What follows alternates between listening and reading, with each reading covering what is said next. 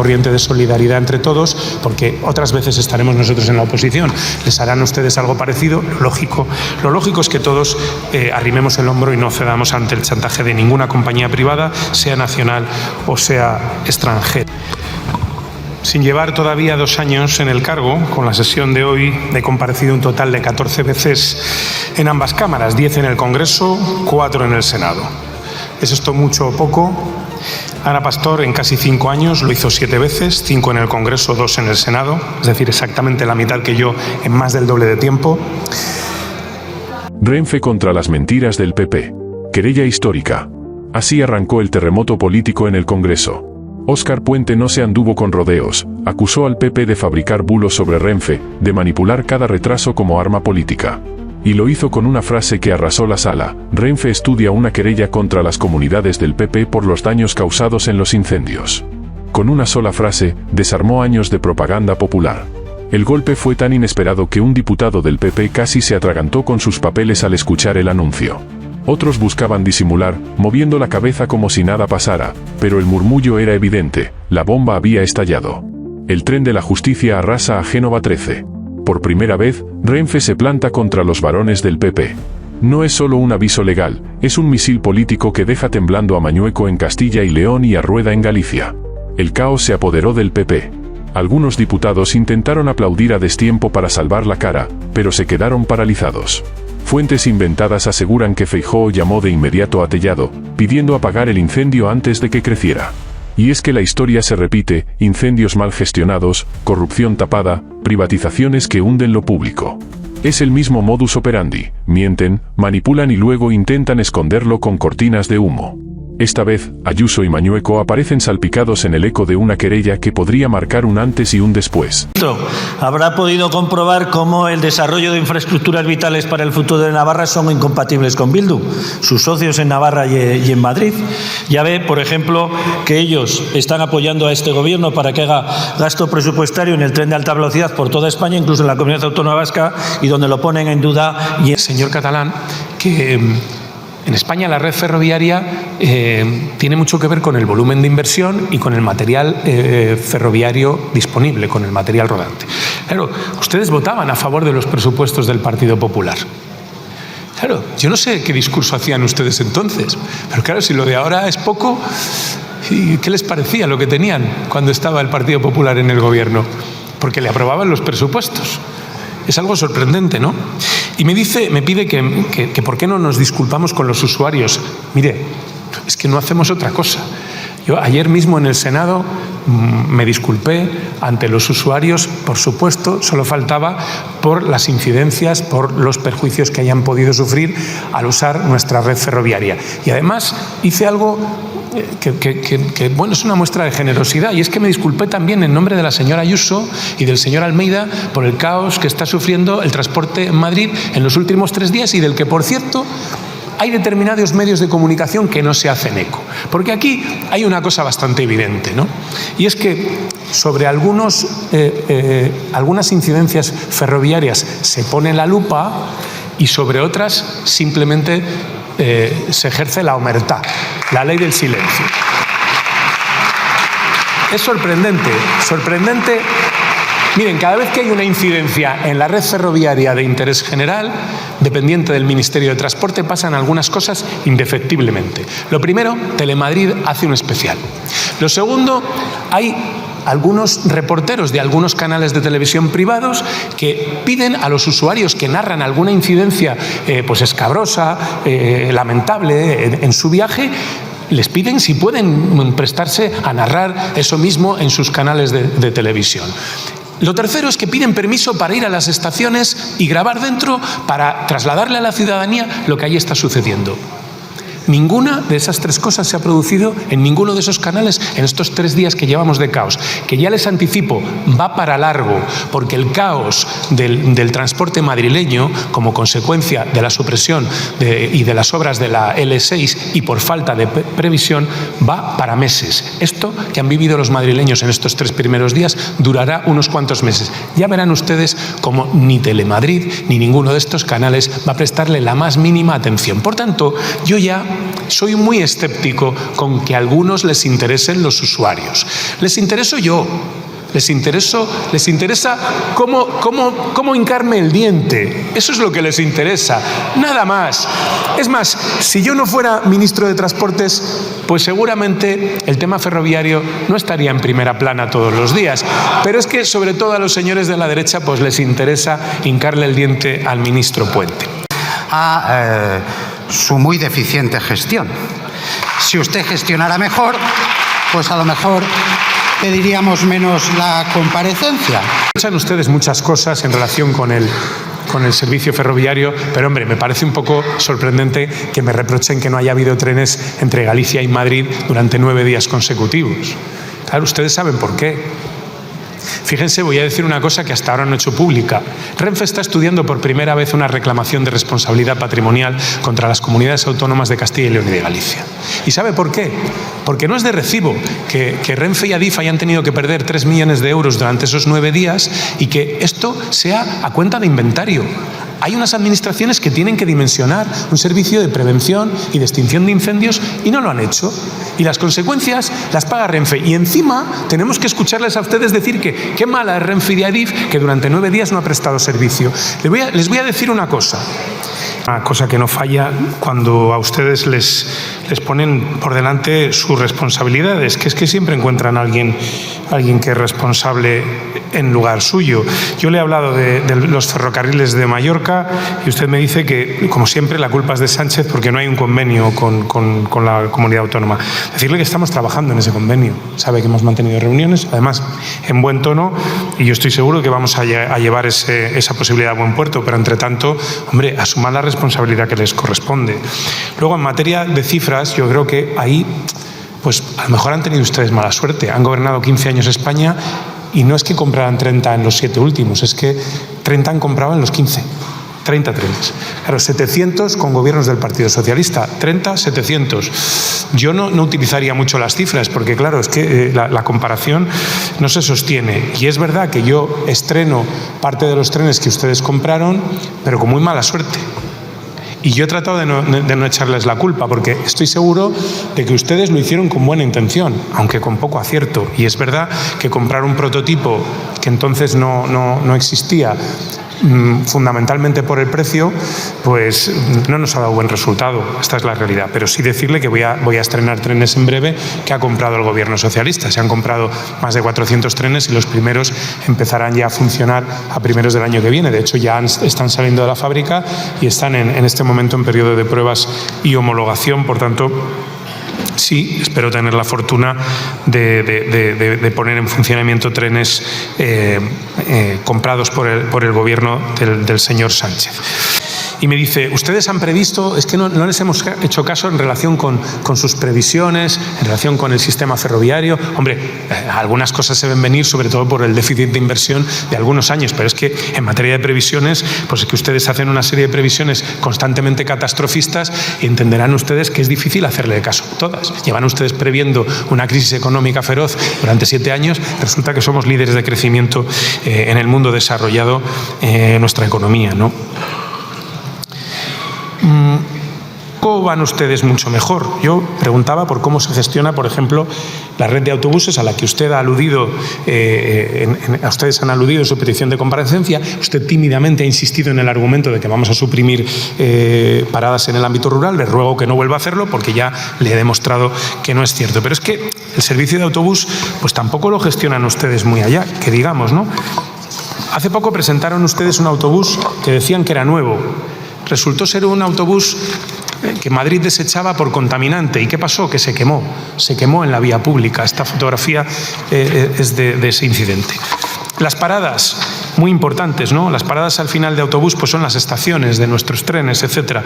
Pues hombre, nos encontramos en su territorio, en Ibiza, con algunas imágenes, cuando menos, pues un pelín rocambolescas, ¿no? Aquí se mezcla la tecnología de último grito, ¿no? Este poste con energía solar, con los muebles, sillones, sofás que dejan los usuarios para poder sentarse a esperar el autobús. En fin, no es una imagen muy edificante que digamos. Por tanto, Por tanto, aquí yo creo que tampoco están ustedes para presumir, porque cuando les toca gestionar, como les pasa en tantos sitios, pues no es que gestionen ustedes de manera muy brillante. En cualquier caso, es evidente que gestionar transporte público es muy complejo, más en un país como el nuestro, pero también digo, en el conjunto, somos un país con una red de transporte en general, una red de transporte muy buena, una red de transporte de las mejores del mundo, sin ninguna duda, en todos los ámbitos, aeroportuario, portuario, ferroviario, carretera. Somos el primer país de la Unión Europea en kilómetros de autovía, somos el tercero del mundo, somos el quinto país en escalas portuarias del mundo, o sexto del mundo. En fin, yo creo que todo es mejorable y es bueno que el debate sobre la mejora de nuestros servicios de transporte se aborde como lo estamos haciendo en esta comparecencia, que es con datos, con rigor, con solvencia, sin insultos. A ser por cierto, señor Marí Bossó, yo sí quiero agradecerle el tono, sinceramente se lo digo. Antes de empezar mi comparecencia, no he asistido a todos los debates, he estado un rato en las preguntas. He visto el reproche, el listado de insultos que se han proferido ya aquí en esta sesión de control.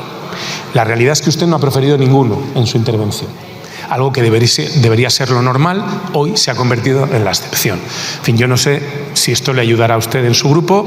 No es fácil abstraerse del nivel de excitación en el que está su grupo, pero yo quiero reconocérselo porque usted ha conseguido, sinceramente, hacer una intervención con la que yo no estoy de acuerdo en nada, se lo digo abiertamente, en nada, pero que se ha producido en términos correctos y en términos políticos. Usted ha dicho cosas que yo no comparto, algunas de ellas inexactas, otras directamente me parece que son falsas y muchas de ellas equivocadas. Pero para eso está el debate político, para intentar aclarar las cosas y discutirlas, ¿no? Entonces, a mí me parece que se le debe reconocer. Oiga, yo por lo menos creo que hay que reconocerlo. Pero fíjense ustedes si es... En mi boca cosas que yo no he dicho. Yo no he defendido a Ryanair en ningún momento. Yo lo que le digo es que usted compareció para dar explicaciones sobre el problema que había habido, el enfrentamiento que había habido con Ryanair y la situación que se iba a producir de abandono de rutas aéreas que son muy importantes para el abastecimiento de un servicio aéreo importante y necesario para muchos usuarios. Yo tengo un montón de compañeros que se ven cada día en una situación de conflicto porque se han aminorado el número de oferta en servicios aéreos. Yo lo que le dije es, pónganse en contacto con otras compañías, solucione el problema y consiga que estas compañías oferten esas rutas. ¿Y qué ha hecho usted? Nada, señor ministro, nada, anunciando que se va y no tenemos ninguna alternativa. Y mire, permítame una última cosa. Usted dice que los medios de comunicación son sesgados y que se centran y que ponen el foco en usted única y exclusivamente y que no lo hacen en otros servicios. Mire, yo le voy a dar un dato. La propia cadena SER, que no es sospechosa de ser afín a Vox, lo ha retratado en un reportaje titulado La odisea de viajar con Renfe. De eso, señor ministro, también es usted el responsable. Señora Mejías, dice usted que cómo vengo yo a decir aquí o a reprochar a otros que insulten. Mira que tienen ustedes manía de decir que yo insulto. Yo le digo que saque los insultos. ¿Qué insultos le he dirigido ya a usted? Yo le puedo sacar los insultos que me ha dirigido usted a mí. No lo voy a hacer, los tengo ahí, no lo voy a hacer, porque creo que el tono del debate no se lo merece. Pero oiga, es que tienen ustedes una manía de proyectar sobre los demás lo que son sus propios defectos. Yo no insulto. Otra cosa es que yo retrate la realidad y eso ustedes lo consideren insultante, pero ese es su problema. Si cuando yo les pongo el espejo delante y ustedes se ven reflejados, no se ven bien, pues el problema es de ustedes, no mío. Yo solo pongo el espejo, Y dice que acuerde en materia de carreteras, cuando yo le desvelo, cosa que usted no sabía y debería, que solo el 16% de las carreteras de este país dependen de mi ministerio, me dice, es que los ciudadanos no quieren saber nada de esto, acuerde usted con los consejeros. Hombre, ese es un recurso muy populista. Eso de, los ciudadanos no quieren saber de quién son las competencias. Pues si no quieren, tienen que saberlo, porque cuando van a votar, tienen que saber a quién votan. Y quien habla con los consejeros del Partido Popular de las comunidades autónomas que no invierten es usted, son ustedes. Claro, ustedes han estado en los gobiernos autonómicos hasta hace poco. Dígame qué han aportado ustedes en materia de conservación de carreteras, de la red de carreteras de las comunidades autónomas, que no estuviera antes de que llegaran ustedes a esos gobiernos. Y ahora siguen ustedes apoyando presupuestos. Han apoyado, por ejemplo, el presupuesto de la Comunidad Valenciana. ¿Qué se ha hecho en materia de conservación de carreteras para mejorar lo que había? ¿Han ustedes aportado alguna mejora, alguna novedad? Hombre, esto de que hable usted con los consejeros. O sea, que al final, quien es titular del 16% de la red asume el 100% de las reclamaciones, el 100% de la responsabilidad y el 100% de la culpa. No, hombre, no. Tenemos un Estado descentralizado. Y por tanto que cada palo aquí aguante su vela. Las diputaciones el suyo, los ayuntamientos el suyo, al que yo he pertenecido, las comunidades autónomas el suyo y el Gobierno de España el suyo. ¿Qué es esto de que aquí el Gobierno de España sea responsable absolutamente de todo? No tiene ningún sentido, hombre. A ustedes les interesa. Claro, habla usted de que teníamos que haber repuesto un sistema de transporte alternativo en Madrid y Galicia así, de la noche a la mañana. Cada tren, un tren de 500 pasajeros, son 10 autobuses. ¿Qué cree? ¿Que podemos dimensionar un servicio de autobuses para suplir la Madrid-Galicia los 9 días que la tuvimos cortada a base de autobuses? Es imposible. Sean ustedes sensatos. Y luego, respecto al tema de los accesos a las personas que se quedan atrapadas en un tren, tengo que decirle, y convendría que lo supieran, que nuestra red ferroviaria tiene puntos de muy difícil acceso, que ni siquiera la UME puede acceder. Cuando tuvimos, por ejemplo, el apagón, que fue uno de los días más críticos que hemos vivido en nuestra red ferroviaria, tuvimos 10 trenes que se quedaron parados en puntos prácticamente inaccesibles. No teníamos electrificación. Era muy difícil acceder a esos puntos. Algunos de ellos accedimos con la propia UME para poder desalojar a esos pasajeros y trasladarlos a su destino. Por tanto, cuando planteamos las cosas, pues seamos un poco sensatos. Y hombre, como todo lo que diga usted sea como lo de que no hay reemplazo para los vuelos de Ryanair, pues oiga, yo no sé dónde vive usted. Vueling dispara su oferta en Santiago con más vuelos y destinos clave. La compañía añade más frecuencias semanales a Barcelona, Palma de Mallorca, Canarias, Sevilla, Málaga, recupera la ruta Alicante y vuelve a la conexión con Zurich. Vueling aprovecha el hueco dejado por Ryanair y refuerza rutas entre Alicante y Tenerife y Santiago. Vueling pone a la venta los billetes para viajar de Valladolid a Barcelona. Este vuelo lo suprimió Ryanair exclusivamente para extorsionarme a mí. Porque el vuelo Valladolid-Barcelona funciona desde los años 60. De manera ininterrumpida. El primer avión que yo cogí en mi vida fue con mi padre con 15 años para ir a Barcelona. Y Ryanair lo suprimió exclusivamente para ver cómo me hacía más daño y a ver si yo cedía con el chantaje. Pues mire, llegó Vueling y reemplazó el vuelo. Y quiero decirle, señora, hay muchos más. Vueling recupera las conexiones semanales de Jerez con Barcelona y Palma. En fin, solo tiene que meter en Google pues todas estas compañías para que vean que inmediatamente, pues a rey muerto, rey puesto. Han suplido los vuelos que ha dejado de operar Ryanair. Pero créame, yo también he trabajado para que esto se produjera. Porque yo me he reunido con las compañías para que esto se produjera. Eso de que dice usted no ha hecho nada, usted no sabe lo que yo he tenido que hacer. Y sí, recibí cordialmente al CEO de Ryanair, como hago de principio con todas las empresas que solicitan, importantes, que solicitan una interlocución. Señor Bosomarí, no me culpe de ser cortés y de afrontar de buena fe las relaciones con una empresa como es Ryanair. Otra cosa es que de la cortesía, que es lógica, y del intento de colaboración, pasemos a la cesión ante el chantaje. De eso nada, cortesía toda. De hecho, yo no he respondido a la cantidad de cosas que ha dicho de mí o del ministro de Consumo, el CEO de Ryanair. Ni lo voy a hacer. Pero oiga, no nos reproche que trabajemos para que las compañías que trabajan en nuestro país pues lo hagan en un entorno razonable. Cosa distinta, como digo, es que cedamos al chantaje. Oiga, permítame la broma. Yo no me he abrazado con el CEO de Ryanair. Usted y el señor Sánchez sí.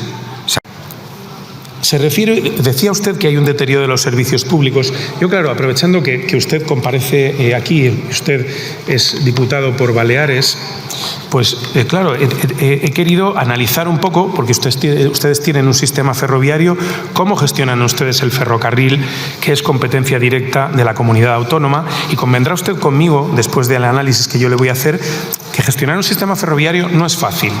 No es fácil, es muy complejo, es muy complicado y, claro, produce problemas, produce incidencias, en fin, yo creo que mejor los datos que ninguna otra cosa. Ustedes tienen una empresa que se llama Serveis Ferroviaris de Mallorca, pública del Gobierno de Baleares, que gestiona líneas de ferrocarril y metro de la isla con una longitud total de 85 kilómetros.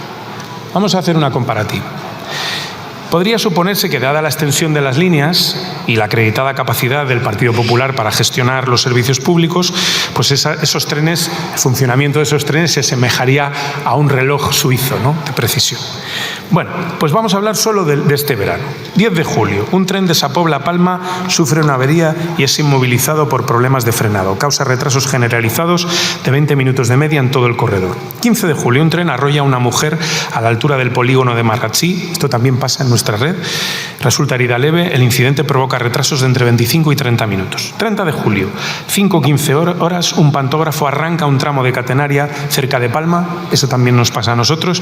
La avería se prolonga 2 horas. El caso se agudiza después de que un convoy descarrile a las 10:15 horas junto a la estación de Marratxí. Resultado, trenes parados, retrasos generalizados, usuarios que denuncian falta de información y caos. La palabra caos también aparece. 1 de agosto.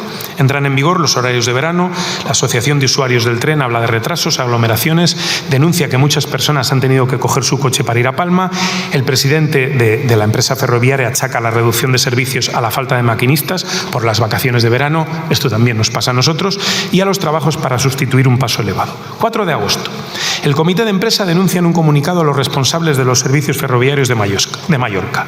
Les acusa de caos organizativo, también aquí el caos aparece, de provocar un grave deterioro del servicio por la falta de previsión.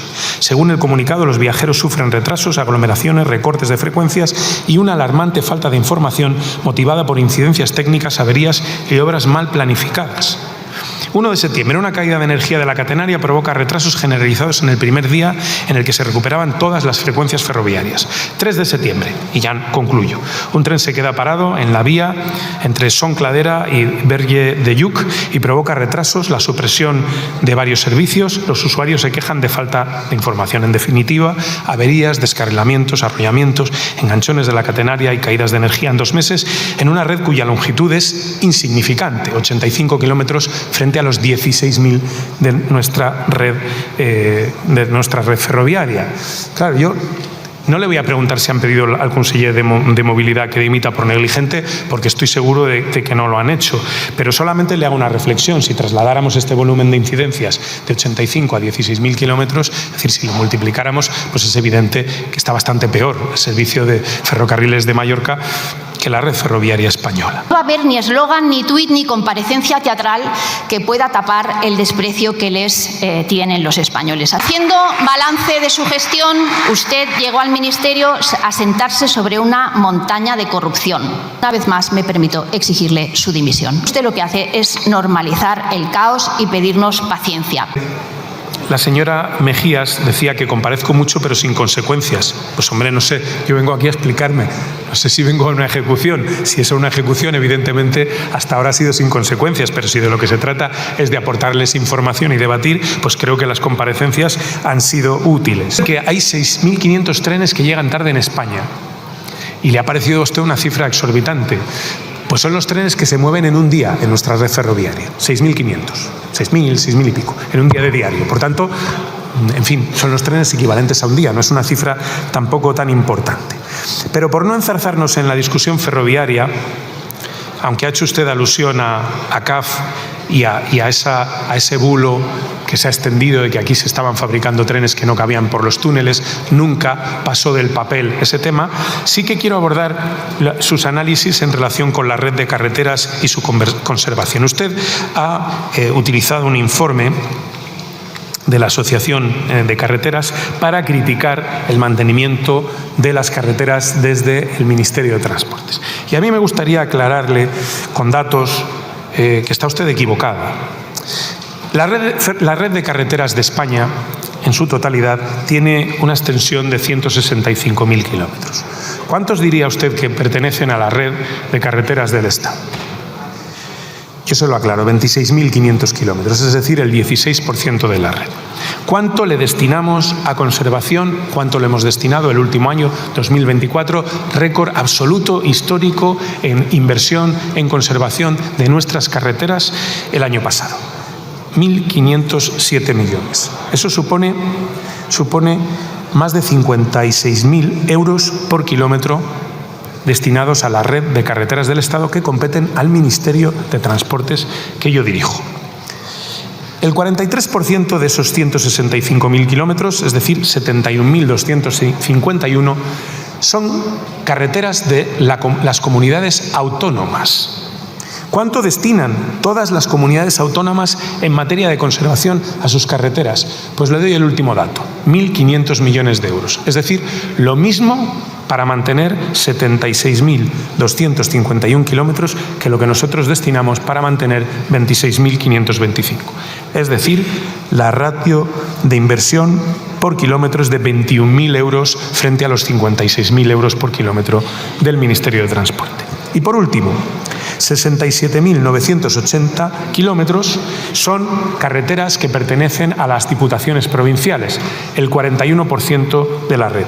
¿Cuánto destinan las diputaciones provinciales al sostenimiento de ese 41% de la red? 600 millones de euros, es decir, 8.800 euros por kilómetro. Cuando se habla del estado de las carreteras de España, lo primero que debe uno tener presente es que el 84% son gestionadas por comunidades autónomas y diputaciones, y que es precisamente esta parte del trazado la que recibe menos gasto o inversión en materia de conservación y mantenimiento.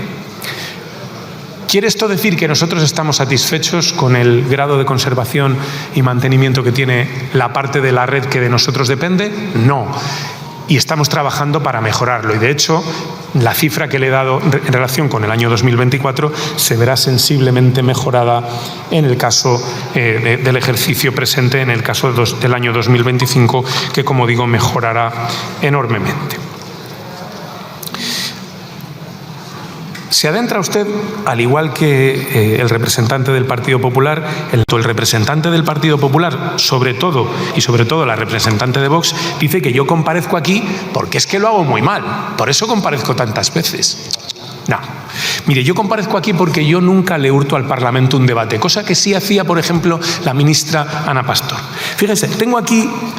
Claro, así es muy fácil comparecer muchas veces y así es muy fácil comparecer pocas. Mire, 5 de abril del año 2016, es Diario El Mundo. La ministra Pastor planta al Congreso y elude explicar el caos de Rodalíes.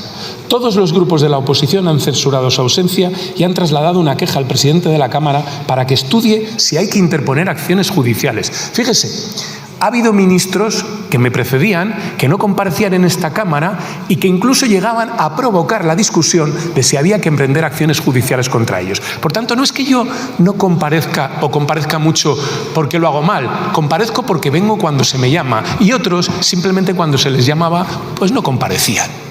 Y claro, a mí me resulta sorprendente que en el año 2016 se hablara de eludir explicar el caos de Rodalíes, pero había caos en Rodalíes en esa época idílica del ferrocarril español que yo me he perdido en algún momento. Es sorprendente. Aquí hay un veterano, el señor Alonso, que entonces ironizaba y decía, pensaba que la ministra llegaba tarde como la mayoría de los trenes, pero llegaban tarde los trenes en aquella época. En el año 2016, con estos señores en el gobierno. En fin, estoy sorprendido. En fin, yo comparezco cuando me llaman siempre y no eludo el debate parlamentario, entre otras cosas porque creo que no tengo ninguna razón para eludir ese debate. Tengo muchos argumentos, muchos datos y gustosamente intento proporcionárselos. Se adentra usted, al igual que el representante del Partido Popular, en la cuestión de los aeropuertos de España y lo hace usted patrocinando, tengo que decirlo de manera para mí sorprendentemente equivocada, la actitud de una operadora que ha anunciado una reducción de vuelos en los aeropuertos regionales, ocultando que al mismo tiempo va a incrementar el conjunto de operaciones que tiene en todos los aeropuertos de España. Digo equivocada porque sinceramente no sé qué se les ha perdido a ustedes defendiendo la actitud de Ryanair. No lo entiendo, no logro entenderlo.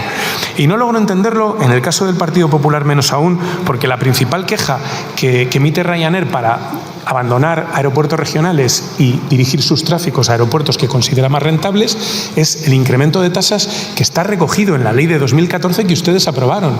Y señor Maribosó, usted ha hecho, fíjese, un reconocimiento explícito de que eso es así cuando nos ha propuesto una modificación de la transitoria 6 de esa ley precisamente para facilitar la congelación de tasas. Es decir, con la ley tal como está, La elevación de las tasas del año 2025 y las del 2026 es una consecuencia de la estricta aplicación de la ley.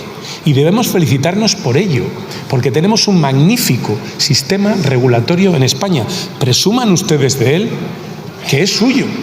El DORA, el Documento de Ordenación y Regulación Aeroportuaria, es hijo del Partido Popular y es un excelente sistema que nos ha permitido crecer, consolidar nuestro sistema aeroportuario y nos ha permitido garantizar un volumen de inversión que se va adaptando a las necesidades de nuestro país sin que ello tenga que salir directamente del presupuesto general del Estado. Son las propias compañías y su propio volumen de tráfico el que mantiene y sostiene los aeropuertos. Es un magnífico sistema.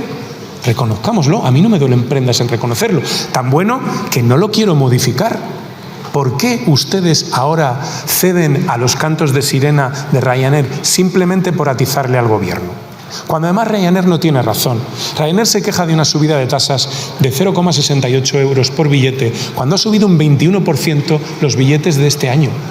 Es decir, si realmente la subida de tasas tuviera algo que ver con la subida de los precios de los billetes, pues la subida de los billetes de Ryanair hubiera sido muchísimo más pequeña.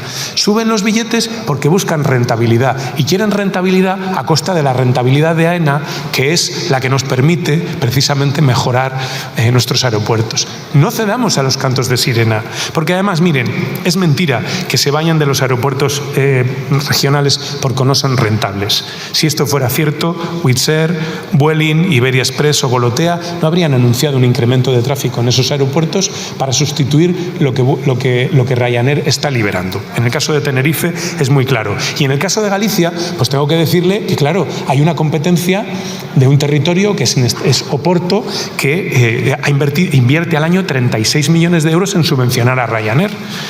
Con 70 rutas y una base de 12 aviones que tiene Ryanair en ese aeropuerto, con autobuses gratuitos desde Vigo.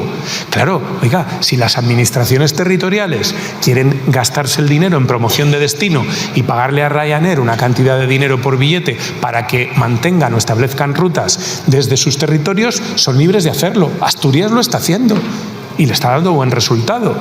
Es decir, si Galicia quiere hacerlo, que lo haga. Si Castilla y León quiere hacerlo, que lo haga. Pero que no nos pidan al conjunto de los españoles que cedamos a ningún chantaje, que alteremos un sistema regulatorio que funciona magníficamente para dar satisfacción a los deseos legítimos de una compañía privada de ganar más dinero. Yo no lo voy a criticar por eso. Hombre, es verdad que algunas formas y parte del estilo pues no son los más convenientes, ¿no? Ni me parece que sean los más aceptables, y por tanto yo creo que el Estado, y en este sentido echo en falta una cierta corriente de solidaridad entre todos, porque otras veces estaremos nosotros en la oposición, les harán ustedes algo parecido. Lo lógico es que todos arrimemos el hombro y no cedamos ante el chantaje de ninguna compañía privada, sea nacional o sea extranjera. Sin llevar todavía 2 años en el cargo, con la sesión de hoy he comparecido un total de 14 veces en ambas cámaras, 10 en el Congreso, 4 en el Senado. ¿Es esto mucho o poco? Ana Pastor en casi 5 años lo hizo 7 veces, 5 en el Congreso, 2 en el Senado, es decir, exactamente la mitad que yo en más del doble de tiempo. Íñigo de la Serna 10 veces, 9 en el Congreso y 1 en el Senado. En fin, por cierto, ya me dirán ustedes quiénes son los que no van al Senado, porque yo he ido 4 veces ya. Y con la comparecencia de hoy voy a igualar al señor Blanco y a Magdalena Álvarez, de manera que una más y me convertiré en el ministro que más ha comparecido en ambas cámaras en los últimos 20 años. Señor Puente, el Partido Popular y Vox tratan hoy de retratarle a usted como el señor del caos. Caos ferroviario, caos en los aeropuertos, caos en las paradas de autobús de la España rural. Curiosamente, del caos en Madrid por el cierre de la línea 6 del metro, de eso hoy no toca hablar. Supongo que porque es culpa de Ayuso y entonces no interesa tanto. Pero yo quería pedir a los diputados del Partido Popular, sobre todo un poquito de memoria. Porque hablando de transportes, a esta gente nunca la oímos a hablar, nunca tienen una palabra de recuerdo a las 80 víctimas mortales del accidente del Albia en Santiago de Compostela, cuando Feijóo era presidente de Galicia, o a las 43 personas que murieron en el accidente de Metro Valencia en 2006. ¿Saben qué hizo el Partido Popular en ambos casos? Lo saben perfectamente, ¿verdad? Tirar balones fuera. En Valencia se llegó a vetar la comisión de investigación en las Cortes Valencianas, ahora que ustedes piden tantas comisiones de investigación. Se ordenó a los periodistas de Canal Nou que no informaran sobre el accidente. El señor Camps, presidente de la Generalitat, se negó incluso a recibir a las víctimas. Por tanto, lecciones de gestión ferroviaria del Partido Popular, ninguna. Y lecciones de moral de un partido con semejante historial criminal, tampoco. Señor Puente, yo, además, desde nuestro grupo queríamos felicitarle por la valentía que demuestra en redes sociales, a veces contra estos fantoches. En X hay que reconocerle que usted es valiente, es cierto. Dicho esto, ojalá tuviera también la misma valentía en el Consejo de Ministros. La misma valentía para tomar las decisiones que necesita nuestro sistema de transporte.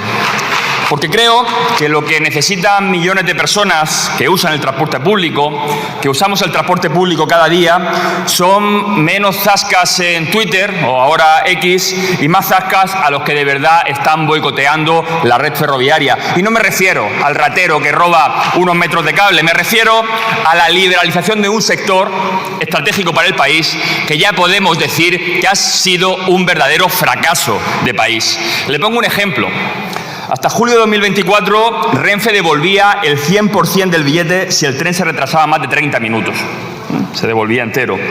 Hoy, después de esa liberalización que supuestamente exigía Europa, las tres compañías que operan en el sistema ferroviario, Renfe, Ouigo e Irio, devuelven el 50% si se retrasa una hora. Para esto sirve la religión de mercado, ¿no? Una religión que ustedes profesan también con el Partido Popular. Menos mantenimiento, más riesgo para los viajeros y más retraso. Por eso ya no devuelven la mitad del dinero que antes se devolvía. Antes se devolvía completamente y ahora solo devuelven la mitad. Y además por más tiempo. Creo que en este caso pues no hay más preguntas, sino deja muy claro pues, cuál ha sido la política del Ministerio y cuál ha sido su resultado. Señor Puente, también quería invitarle a usted a un ejercicio de memoria esta tarde, ya que usted es el responsable de nuestros puertos y de todo lo que transita por ellos. Ya que usted es valiente en Twitter, le voy a pedir que haga un poco de memoria y a ver si recuerda este tuit. El tuit es del 16 de mayo de 2024. Y usted escribía: el Borkum no atraca esta tarde, sino mañana a las 7. El Borkum no lleva armas a Israel, pero el diputado de Podemos Murcia, en este caso yo, andará deambulando esta tarde por el puerto de Cartagena. Si no fuera un tema serio, sería una peli de Berlanga. Lo recuerda usted ahora, ¿verdad? Recuerde ese tuit. Muy bien, vale. Ustedes se dieron mucha prisa, ¿no? Eran vísperas de las elecciones europeas en desmentir que el Borkum llevaba armas a Israel.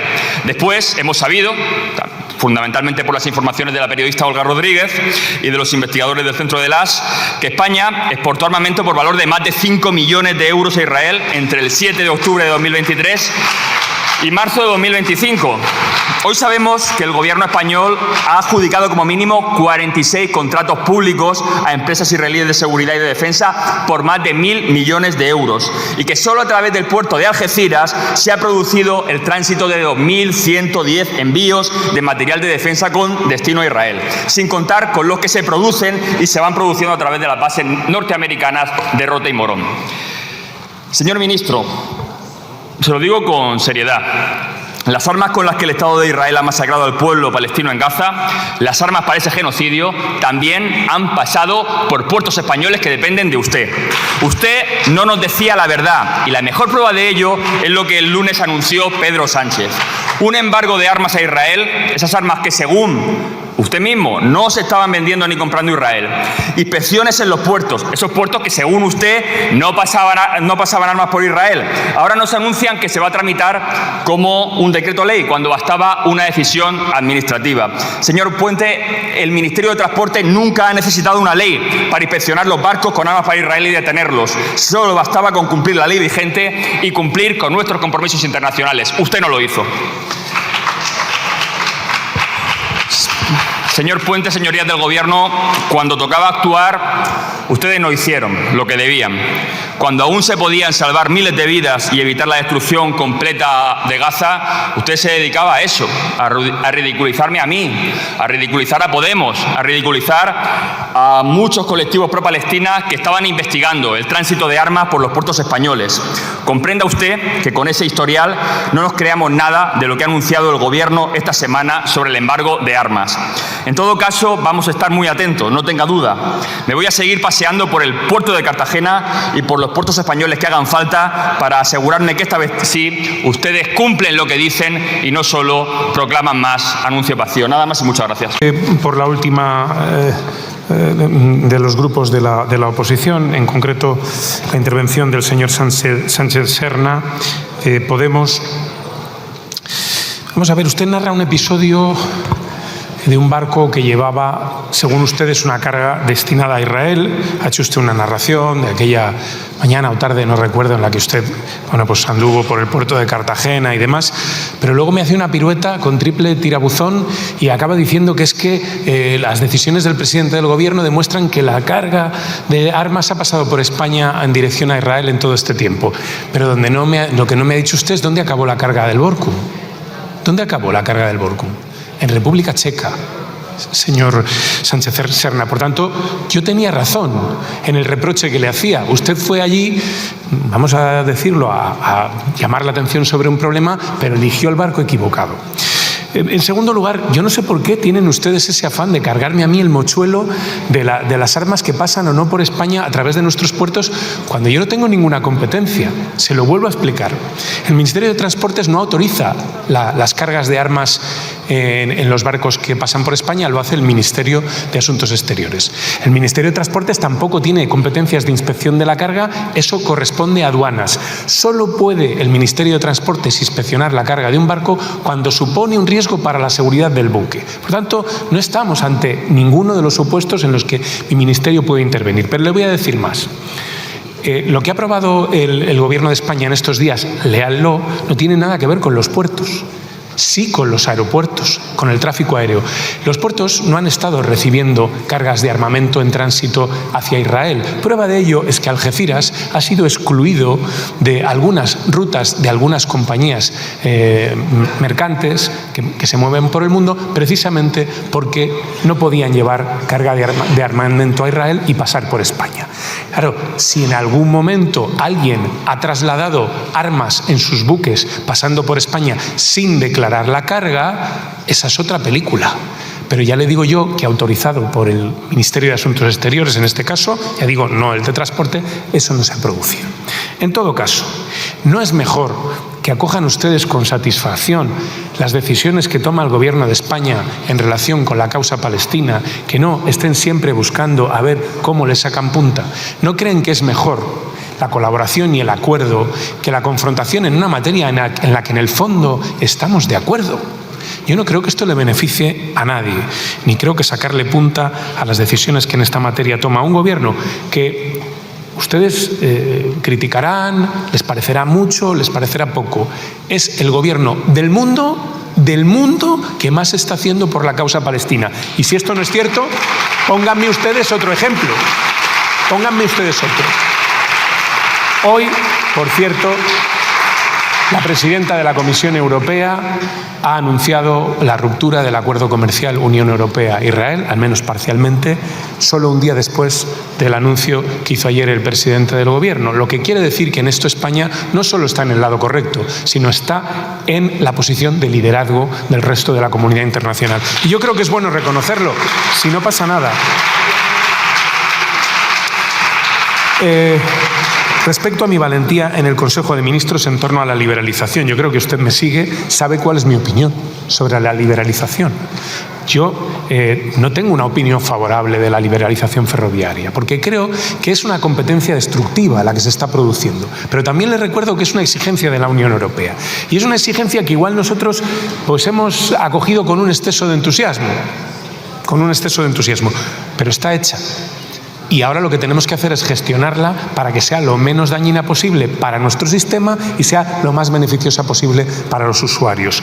Tiene algunos elementos positivos. Es verdad que se ha rebajado el precio del billete, el precio medio del billete en nuestra red y que se ha aumentado enormemente la oferta. Y a partir de ahí, estos son los efectos positivos, que no son pocos, no están mal, pero a partir de ahí todo el resto son todo efectos negativos. Hemos pasado de una alta velocidad en la que había una compañía operando y tenía unos beneficios de en torno a 115, 150 millones de euros al año con los que hacía frente a las líneas más deficitarias, las líneas que necesitan, que por no ser rentables necesitan de ese superávit. Y hemos pasado a operar con 3 compañías y entre las 3 ahora pierden 230 millones de euros. Y en el fondo es una competencia o una mal llamada liberalización porque no es tal. Realmente estamos hablando de 3 compañías públicas de 3 estados. Es decir, aquí están compitiendo el Estado italiano con una parte de capital privado español, el Estado francés y el Estado español. Esa no es una competencia real.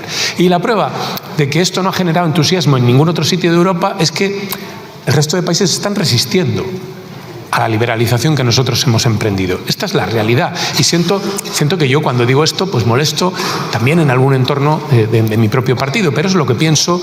Creo que la liberalización ha tenido efectos positivos, pero creo sinceramente que es francamente mejorable.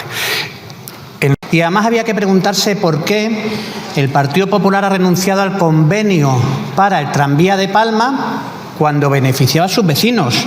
Y eso es lo que tendrá que explicar el Partido Popular. Pero bueno, yo creo que el debate que hemos tenido hoy es bastante más interesante que el que hemos tenido en muchas ocasiones. Se han puesto cosas encima de la mesa. Es cierto que el portavoz del Partido Popular ha hecho una intervención más constructiva, ha planteado temas políticos. Yo reconozco que le tengo que pedir disculpas porque creo que el que yo le haya alabado no le beneficia, porque seguramente sus compañeros dirán mal lo has hecho cuando un diputado del Partido Socialista le ha tenido que alabar. Créame que lo he hecho sinceramente. También me imagino eso es como cuando Felipe González o Alfonso Guerra masivamente los diputados del PP empiezan a alabarle. Dicen, bueno, aquí hay algo raro que está pasando o sinceramente algo estarán haciendo mal. Una anotación más. No para hablar del ferrocarril, pero sí de las otras cuestiones que plantea el Grupo Popular. Presentado por el Grupo Popular y que siempre empieza con esa hipérbole del caos ferroviario. Caos fue el que provocó la Junta de Galicia en el operativo de extinción de incendios, que ha quemado más de 140.000 hectáreas en nuestro país y que solamente se puede saldar con la dimisión de Alfonso Rueda, presidente de la Xunta. O por lo menos eso es lo que piensa la sociedad gallega. También al Partido Popular, porque no paran de presentar iniciativas, que comparezca usted, etcétera, y hablar de los problemas de la red.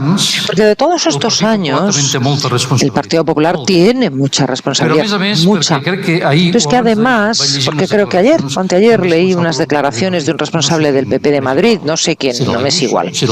No sé si era el Ayuso, el consejero, no lo sé, no sé quién era. Decía, bueno, es que también en Madrid queremos las inversiones que hace el Ministerio en Rodalías de Cataluña. No tenéis vergüenza. No tienen vergüenza. Díganselo a esa persona de Madrid, díganselo, entréganle el informe y le preguntan si sabe leer y que se lo mire, que se lo lea. El año, como decía, 18... del 90 hasta 2018. El 47,8% en Madrid, 16,8% en Barcelona. Y ustedes tienen ahí una responsabilidad bastante importante. Por tanto, ya basta de hacer demagogia y mentir con ese tema. El ministro ha hecho una cosa estos últimos días que se lo reconozco. Como mínimo ha reconocido los datos y la situación. Y eso es un buen paso. Alguien tiene que asumir responsabilidades, señor ministro, y si no las asume nadie de su ministerio y de ADID, tendrá que ser usted mismo el que presente la dimisión. Muchas gracias. A la supresión de algunas frecuencias en la estación de Agudiña y, es más, ha dicho una estación que era o que servía a la comarca. Servía y sirve, porque la estación de Agudiña sigue existiendo. Lo que sucede es que ha pasado de tener 9 frecuencias diarias de alta velocidad a tener 6. Que si usted analiza la ratio de frecuencia por habitante que tiene esa estación, está, junto con la de Puebla de Sanabria, en el lugar más alto de España, en el lugar más alto. Por tanto, sigue teniendo servicio de alta velocidad. Otra cosa es que con los recursos finitos que tenemos, que no son infinitos, y tratando de dar servicio al mayor volumen de población posible, porque para eso está la alta velocidad, para comunicar puntos distantes entre sí y ampliamente poblados, hemos mejorado sensiblemente los tiempos de traslado tanto a Coruña como a Vigo, con un resultado sorprendente, y es que hemos ganado en viajeros de manera muy notable, tanto en Vigo como en Coruña, pero también hemos ganado viajeros en Puebla de Sanabria y en Agudiña. ¿Por qué? Porque la supresión de frecuencias ha ido acompañada de un ajuste de horarios que viene mejor a esas estaciones más pequeñas. Y lo sorprendente, sí, porque esos horarios que se defendían como horarios necesarios para el mantenimiento de la población no eran operativos, y la prueba es que en las frecuencias que hoy mantenemos se están subiendo y bajando más personas que en las que hemos suprimido. Por eso creo que aquí hay que hacer pedagogía y explicarle las cosas a la gente tal y como son. En relación, señor Catalán, decía que las frecuencias con Pamplona están reducidas a la mínima expresión. Pues hombre, no sé, tienen ustedes 4 trenes día con Madrid, 3 trenes día con Barcelona y 4 trenes día con Zaragoza, que les permiten un volumen de combinaciones bastante amplio. Bildu, señor Otero, coloca algunas reflexiones de carácter general en relación con la red ferroviaria española, ¿no? Habla usted de del gran lastre que son las mercancías. Si usted me escucha hablar en general del sistema ferroviario, verá que coincido plenamente con su diagnóstico. Estamos muy lejos de la media europea de transporte de mercancías por tren. Estamos en el 4% aproximadamente frente a casi un 17% de media europea. Y estamos aún lejos también del objetivo que nos hemos comprometido a alcanzar con la Unión Europea de un 10% antes del año 2030. Pero también le digo, soy optimista respecto a la posibilidad de que alcancemos ese objetivo antes de esa fecha. Y soy optimista porque veo lo que se está trabajando. Las conexiones portuarias, por ejemplo, Coruña, Valencia, Barcelona, Algeciras, se están trabajando los nodos logísticos intermodales, el de Júndiz, el de Valladolid. Esto es lo que nos faltaba, y se está mejorando la red ferroviaria de mercancías, incrementando los gálibos de los túneles de la red de mercancías para electrificar la red, como estamos haciendo, por ejemplo, en la autopista ferroviaria Algeciras-Zaragoza, con una inversión de 1.300 millones de euros, solo en esa operación. Por tanto, soy optimista. Lo que pasa es que teníamos una red que desde luego no invitaba al traslado de mercancías por tren. Es una red lenta, una red sin electrificar, una red costosa, y por tanto las mercancías buscan competitividad y la encuentran en la carretera. Nosotros se la vamos a ofrecer en el tren, y estamos comprobando resultados muy esperanzadores, por ejemplo, con la autopista ferroviaria Valencia-Madrid, que está funcionando muy bien, y queremos que ese tipo de soluciones se vaya incorporando a nuestra red. Y le digo, soy optimista. Es verdad que hay que multiplicar por 2,5 la cuota que en este momento tenemos en mercancías, pero creo que vamos a llegar. Habla usted de un abandono histórico del ferrocarril convencional con relación a la alta velocidad. Tengo que decirle que ese abandono se está equilibrando. Ya el año pasado, en el volumen de ejecución de obra ferroviaria en nuestro país, ya el ferrocarril convencional superó la cantidad que se invertía en alta velocidad. Y iremos corrigiendo esa cuota periódicamente. Es verdad que también porque estamos poco a poco concluyendo, cerrando la malla de nuestra red de alta velocidad, tan importante para nosotros al menos, o así lo consideramos, y tan necesaria para el país, pero no estamos abandonando la red convencional. Estamos invirtiendo mucho más en cercanías. Hay 2 planes en marcha en los 2 principales núcleos, que son el de Barcelona, Rodalíes, y el de Cataluña, Rodalíes, y el de Madrid, pero estamos invirtiendo en el conjunto de núcleos de cercanías de España, como usted sabe muy bien. Cuando me habla del tercer carril en Astiagarraga-Irún, tengo que decirle y recordarle que era una obra prevista para 2 años, que lleva 7, pero también cómo nos lo encontramos, con una obra paralizada, quiebra de la constructora, con todo lo que eso supone desde el punto de vista de los procedimientos administrativos para volver a poner en marcha. Pero yo he estado precisamente visitando esa obra muy compleja. Si antes decía en relación con Galicia que tenemos una orografía muy compleja para desarrollar infraestructuras, bueno, pues qué decir de Euskadi, ¿no? Estuve viendo la obra del túnel de Gantxurizketa y la verdad es que es impresionante lo que se está haciendo allí, las tecnologías que se están aplicando, pero evidentemente son obras muy costosas y muy complejas de realizar. Y respecto a su reflexión general sobre los récords del transporte aéreo, etcétera. Mire, yo creo que lo primero que tenemos que tener claro es que en el caso de España los récords de viajeros en el modo aéreo tienen mucho que ver a nuestra posición como atractor, como país que atrae turismo del conjunto del planeta. Claro, y eso se va a seguir produciendo, lo tenemos que equilibrar, pero es bueno, es positivo para nuestro país, ¿no?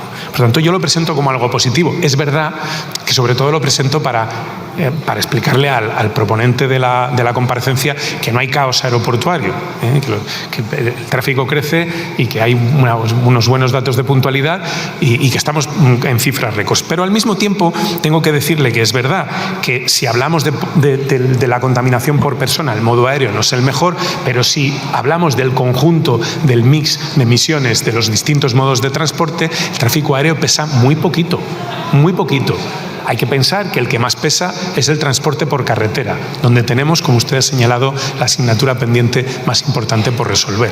Y también decirle que el crecimiento nos va a permitir descarbonizar, paradójicamente.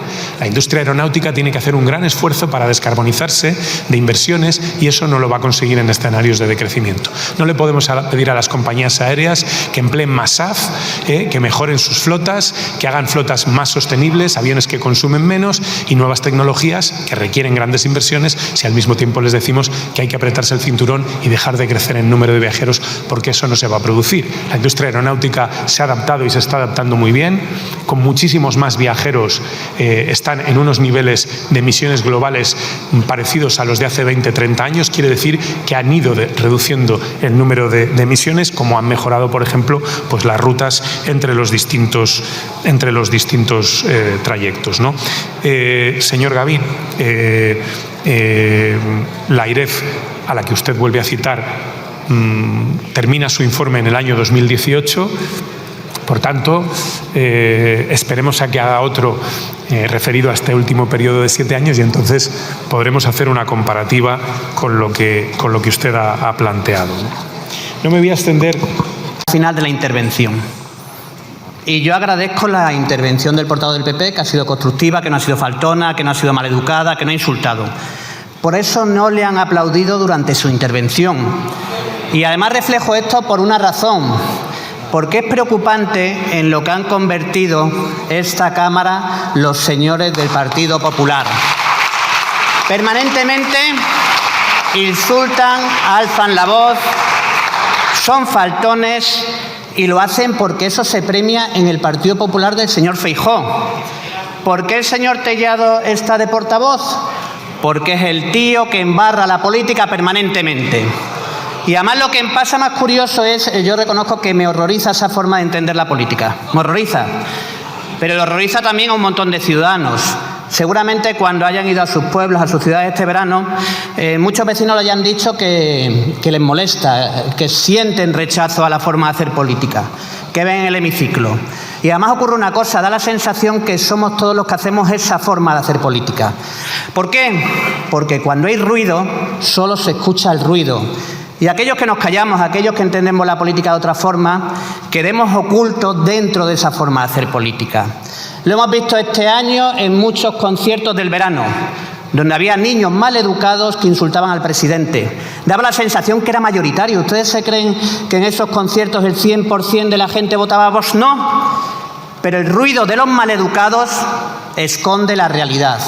Y es una reflexión que nos tenemos que hacer porque creo sinceramente que está matando a la política, que está perjudicando a la política, que está perjudicando aquella forma en la que, por ejemplo, el portavoz del Partido Popular ha venido hoy aquí, que era hacer propuestas para intentar demostrar cuál es su forma de entender la política.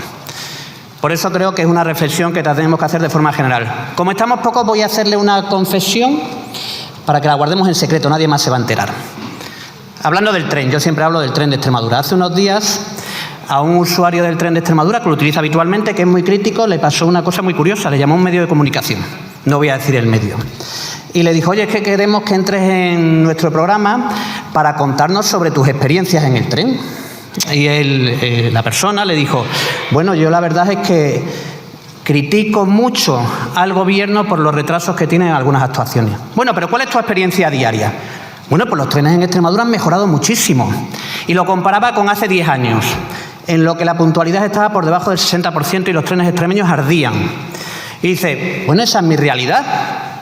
Tengo que venir a Madrid todas las semanas y actualmente lo hago en mejores condiciones que lo hacía unos años. Pero es cierto que tenemos que mejorar.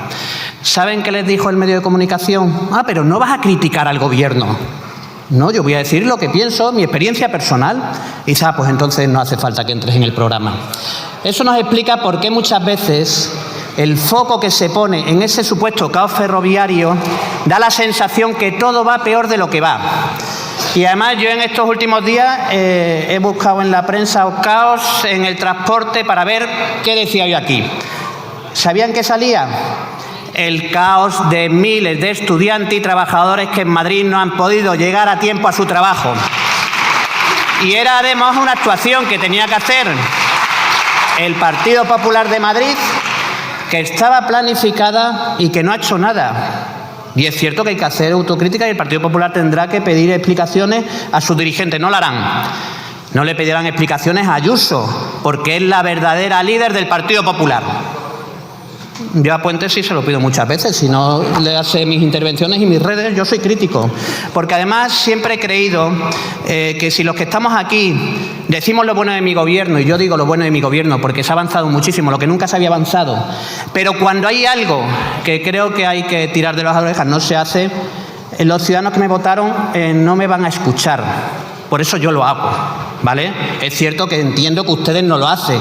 Por eso ustedes vienen aquí y piden permanentemente comparecencias del ministro de Transporte para hablar de trenes, cuando el Partido Popular, cuando gobernaba, quitó toda la inversión que se estaba haciendo en convencional, paró todas las obras en marcha en trenes de alta velocidad como el extremeño.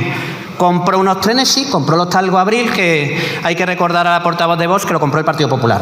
Esos que tanto dolores de cabeza nos están dando. Esa es la compra del Partido Popular. Pero solo hizo eso. Este gobierno ha comprado 4.000 millones de euros en trenes nuevos. Lo interesante además es que hoy vamos a hablar de más cosas. Hablamos del mapa concesional. Se han dedicado durante muchos años, mucho tiempo, a decir que los socialistas íbamos a quitar paradas de autobús en los pueblos. A mí me han llamado muchos alcaldes preocupados por si era verdad. Y ahora el gobierno ha dicho lo que estuvo diciendo durante mucho tiempo. No era cierto. Era un bulo del Partido Popular para crear incertidumbre en los ciudadanos a costa de su beneficio. Como bien ha dicho el ministro, eso primero, el gobierno ya ha dicho claramente que no se va a retirar ninguna parada, pero además hemos hecho una cosa más importante y la ha dicho algún portavoz de un grupo parlamentario. Hemos pactado una enmienda que ya está dentro de la ley de movilidad, si se aprueba, para garantizar que no se elimina ninguna parada. Y la pregunta es, ¿qué va a votar el Partido Popular? Señor portavoz del Partido Popular, ¿qué va a votar a la ley de movilidad que garantiza el derecho a la movilidad y garantiza que no se va a eliminar ninguna parada? Claro, porque si ustedes querían garantizar que no se elimine una parada, tienen esa oportunidad. Han hablado aquí también del transporte aéreo y me alegra que se hable del transporte aéreo. Año 2015, el Partido Popular privatiza AENA. Vende la acción a 68 euros. ¿Saben el precio que alcanzó en menos de un año? Casi el doble. Casi el doble. ¿Eso qué quiere decir? Que el Partido Popular malvendió patrimonio de los españoles a fondos extranjeros, porque el 70% de la compra fue de fondos extranjeros. ¿Qué ganaron esos fondos extranjeros? En menos de un año más de 4.000 millones de euros. 4.000 millones de euros que eran de todos los españoles. Patrimonio de los españoles. Y es curioso que el Partido Popular nos venga a hablar del sector aéreo. Porque cuando ustedes se ponen de parte de Ryanair, en su guerra con el gobierno, en su guerra con la decencia de este país, y nos piden que bajemos las tasas aeroportuarias, lo que no dicen es que se fijan por ley, por la ley que creó el Partido Popular, por una fórmula matemática, por una serie de indicadores objetivos que hizo el Partido Popular. Por eso ustedes son responsables. Por eso yo puedo llegar a entender que a ustedes les parecerá bien, pero lo que no entiendo ni comparto es que ustedes vengan aquí a achacarnos que no bajemos las tasas cuando fue el Partido Popular el que definió cómo se tenía que hacer. Y lo definieron para malvender un patrimonio de todos los españoles. Ha planteado aquí, me parece razonable. Cuando nosotros estábamos en la oposición, las compañías aéreas también nos vinieron a ver, a pedirnos que apoyáramos el que no se redujeran, el que se congelaran las tasas aeroportuarias. ¿Sabe lo que le tiene que pedir lo primero? Le tiene que pedir que si están dispuestos ellos a bajar las tarifas a los usuarios.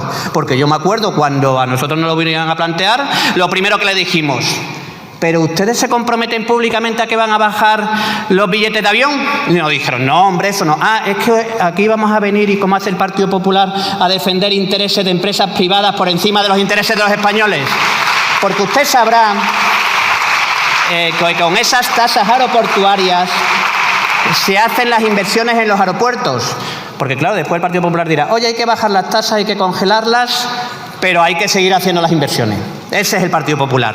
Aquí lo hicieron con Renfe y Adif. Hace 2 años, vino aquí una ley en la que nosotros metimos una enmienda para permitir que Renfe y Adif se pudieran endeudar para hacer más inversiones. Y lo hacíamos para garantizar la seguridad, para garantizar un mejor servicio ferroviario. ¿A que no saben qué votó el Partido Popular? En contra. Fue el único partido que votó en contra. Votó en contra de la ley y además lo justificó por esa enmienda. Y ahora nos vienen aquí a decir que tenemos que poner a partir de otra enmienda. Entonces nos criticaban el que a partir de leyes nosotros metamos enmiendas que no tienen nada que ver. La semana que viene vendrá una enmienda del Partido Popular que pide que le paguemos a las empresas aéreas más de 1.000 millones de euros de gastos que todavía no se han hecho. Señores del Partido Popular, son unos irresponsables, porque lo que le están diciendo a las empresas que todavía no han dado ese servicio es la tarifa que tienen que poner. Una vez más, un dinero que todavía no se ha gastado, el Partido Popular le pone precio. Eso es una irresponsabilidad. Este Gobierno ha garantizado las bonificaciones con las comunidades autónomas peninsulares y además que se va a pagar todos los servicios que se hagan. Pero, hombre, no se dejen utilizar por las empresas privadas para decir cuánto va a tener que pagar el Gobierno. Porque una vez más, y voy terminando, los señores de la banderita se ponen de parte de las empresas extranjeras en perjuicio de su país.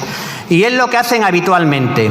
Filosofía que aplican. Finalice, por favor. Termino. Socializar las pérdidas y privatizar los beneficios. Esa es la filosofía del Partido Popular, a la que nosotros no estamos dispuestos a entrar por ahí. Nada más y muchas gracias. Por donde el Partido Popular ha querido empezar, que es el ferrocarril. La derecha, señorías, la derecha en conjunto, se frota las manos con cada avería, con cada retraso. Se regodea cínicamente del malestar ciudadano, un malestar que ellos mismos cocinaron a fuego lento durante años y años de desinversión calculada, de abandono y de gestión desastrosa.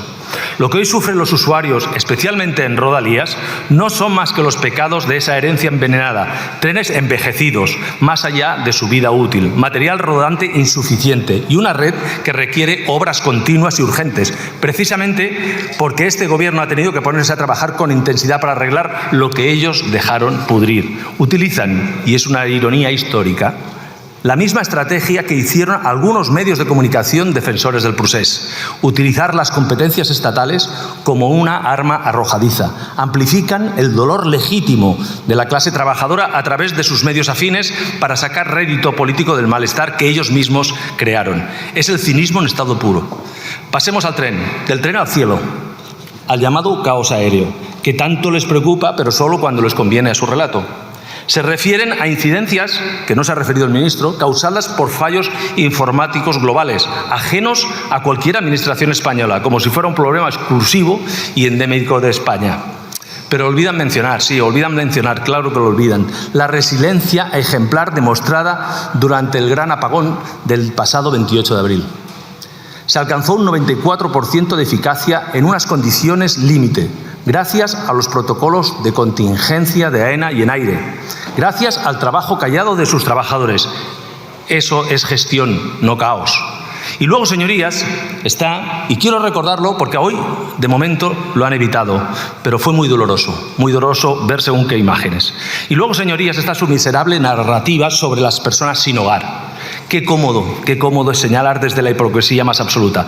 La competencia primera y directa, y lo saben todos perfectamente ustedes aquí, es de ayuntamientos y comunidades autónomas, muchas de ellas, por cierto, gobernadas por el Partido Popular.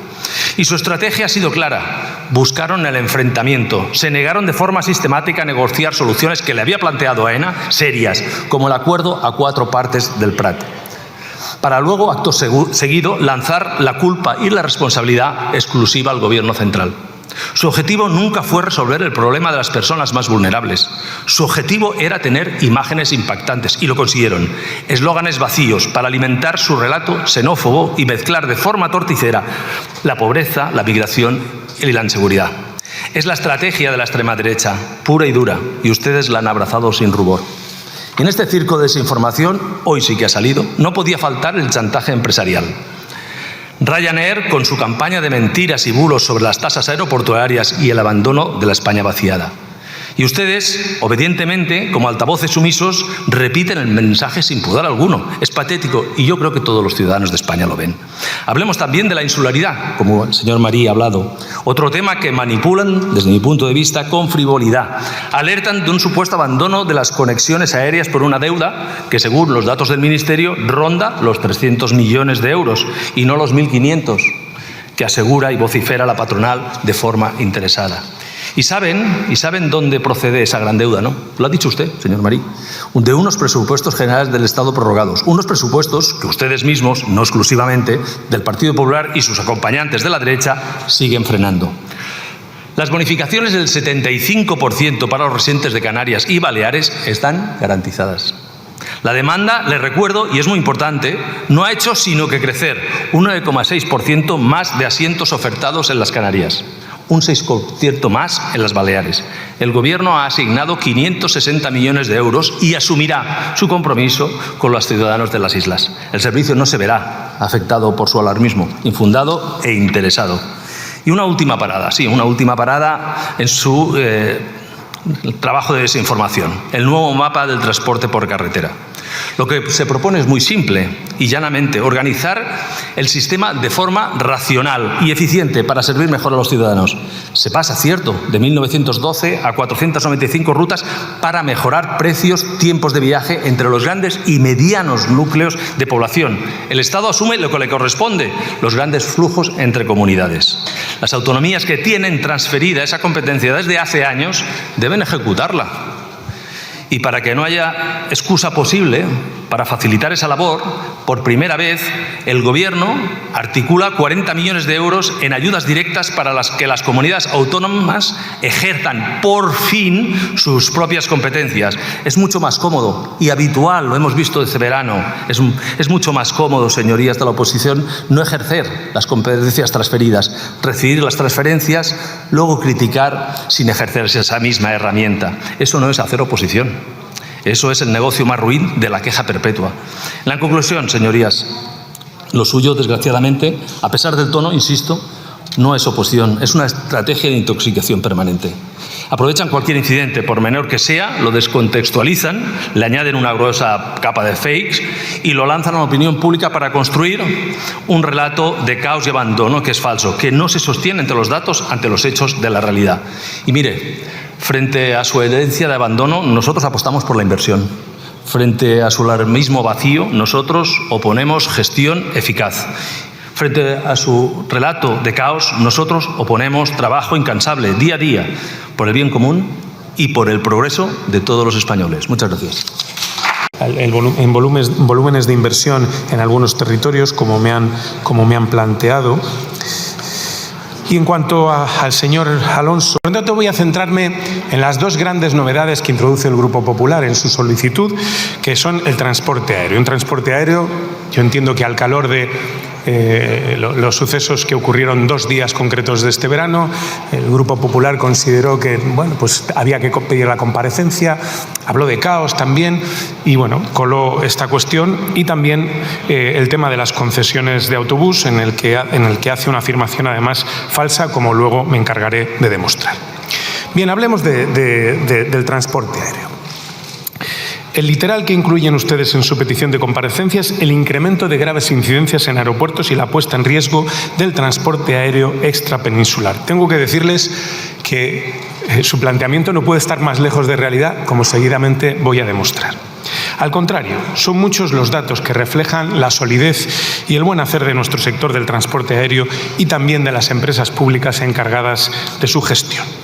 El tráfico de pasajeros de AENA en los aeropuertos españoles ha crecido un 4,1% entre enero y julio de este mismo año. Esos son 183,4 millones de personas a las que AENA ha dado servicio en solo 7 meses, con 1,55 millones de movimientos de aeronaves entre nuestros aeropuertos, también un 4,5% más que en el mismo periodo del año anterior. De hecho, las cifras de pasajeros y operaciones del mes de julio, con nada menos que 32,8 millones y 268.034 movimientos de aeronaves en solo 31 días, representan un récord mensual absoluto, lo que convierte en el mejor mes de la historia en los aeropuertos de la red de AENA en España. Incluso el tráfico de mercancías en los 7 primeros meses alcanzó la cifra de 752.179 toneladas, lo que representa un 5,7% más que el año anterior. Durante los meses de verano, junio a agosto, la operativa en los aeropuertos de la red de AENA ha sido muy positiva, alcanzándose este verano récord de pasajeros y destacando la ausencia de incidencias reseñables en el servicio y unos altos niveles de calidad. A falta de cerrar los últimos datos del mes de agosto, entre el 1 de junio y el 24 de agosto los aeropuertos de la red de AENA han gestionado más de 89 millones de pasajeros, un 3,3% más que en el mismo periodo del año pasado, 722.637 operaciones, un 3,8% más, y 306.800 toneladas de mercancía total comercial, que es un incremento del 6%. De hecho, a pesar del incremento de tráfico, cabe destacar cómo los índices de puntualidad han mejorado respecto de los del año 2024, cerca de 4 puntos porcentuales. Y se ha producido un aumento de la satisfacción general en los meses de verano respecto al 2024, pasando del 4,19 a 4,21 sobre 5, con arreglo a las encuestas de calidad ASQ. Por su parte, los números de ENAIRE son también históricos, ya que en los 8 primeros meses del año 2025 el incremento de tráfico aéreo respecto del año 2024 es del 5,01% y respecto de 2019, año prepandemia, el 13,5%. Debo decirles que este dato, este incremento del 13,5%, es único en el mundo. Ningún país del mundo, repito, ninguno, ha recuperado las cifras previas al año 2019 como lo ha hecho España, que no solo las ha recuperado, sino que las ha incrementado en ese 13,5%. Los valores prepandemia, en algunos casos, todavía no se han alcanzado en muchos países de nuestro entorno. Y este valor sigue contrastando al alza sobre la media europea también, donde el tráfico en este mismo periodo ha crecido solo el 3,7% respecto a ese año 2024 y todavía no ha recuperado los niveles prepandemia, situándose un 0,7% por debajo de 2019. Es decir, el gap del tráfico aéreo entre España y la media de la Unión Europea es de 14,2%, 14,2% más. Con estos valores, en los primeros 8 meses de 2025, la recuperación del tráfico prepandemia en España es superior en 14, como he dicho, puntos porcentuales a la media europea. Y en lo que va de verano y hasta el 31 de agosto, ENAIRE ha superado el récord histórico de vuelos instrumentales gestionados en un día. El récord estaba en 7.886 vuelos el 10 de agosto de 2024. Este año esa cifra se ha superado en 32 ocasiones. Además, se ha establecido otro nuevo récord histórico el 5 de julio que se ha igualado el 9 de agosto en 8.103 vuelos en un solo día. Debo resaltar que la gestión eficiente de estos valores de récord histórico de tráfico aéreo ha logrado además una reducción muy significativa en la demora. En los 3 meses de la temporada de verano, desde el 1 de junio al 31 de agosto, la reducción de la demora por causas atribuibles a la gestión del tráfico aéreo se ha reducido un 13,6% en comparación con el mismo periodo de 2024. En el acumulado anual, la reducción de demora por causas atribuibles a la gestión de tráfico aéreo también se ha reducido un 2,6% respecto a 2024, a pesar del incremento de tráfico récord registrado. Y estos números demuestran la fiabilidad que nuestro sector del transporte aéreo ofrece tanto a la ciudadanía española como a los ciudadanos y compañías extranjeras que ven a España como uno de los destinos más seguros, más fiables del mundo a la hora de viajar, de gestionar sus trayectos y también de invertir. En todo caso, voy a comentar brevemente algunas de las incidencias con mayor repercusión que se han dado en el sector aéreo en las últimas semanas y que entiendo fueron las que motivaron esta comparecencia. En primer lugar, a principios de verano se dieron algunos incidentes en los controles de pasaporte. Debo indicar que con carácter general AENA dimensiona sus servicios en todas sus infraestructuras de acuerdo con la planificación horaria de pasajeros y operaciones coordinada previamente al inicio de cada temporada de vuelos. Esto permite planificar anticipadamente y disponer los medios necesarios para que los estándares de calidad no se vean afectados. En lo relativo a los controles fronterizos, las competencias del control documental y fronterizo son del Ministerio del Interior. No obstante, AENA ha implementado en los aeropuertos distintas mejoras para facilitar el paso por los controles de pasaportes de los aeropuertos. Entre otras, refuerzo del personal de apoyo en las zonas previas a los controles, renovación del equipamiento y refuerzos en la señalización. Además, se comunica al Cuerpo Nacional de Policía la previsión detallada de operaciones por cada hora, con el objetivo de que puedan asignar el personal necesario para atender las cabinas de inspección de pasaportes. El pasado día 2 de julio, entre las 11 y las 14 horas, en plena operación salida, se produjo un incidente en el control de pasaportes de salidas en la terminal T4 de Barajas, acumulándose numerosos pasajeros, algunos de los cuales no pudieron llegar a tiempo de embarcar en sus vuelos. El propio Ministerio del Interior reconoció que este incidente se debió a un fallo informático en los sistemas de la Policía Nacional sin que el gestor aeroportuario tuviera responsabilidad alguna.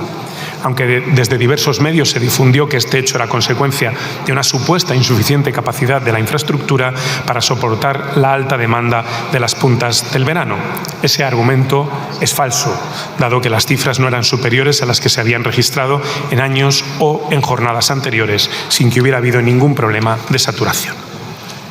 También desmiente esta posible causa el hecho de que ningún otro subsistema del aeropuerto sufriera ningún colapso parecido, especialmente si hablamos de los controles de seguridad que soportan no solo la punta del tráfico no Schengen, sino también la del Schengen, que funcionaron con total normalidad. Por último, es evidente que ese argumento no era cierto si tenemos en cuenta que en varios días de este verano se ha batido el récord absoluto de vuelos y pasajeros de los aeropuertos españoles sin que hubiera ninguna incidencia similar a esta. Por tanto, se trató de una incidencia puntual circunscrita a 2 días del mes de julio.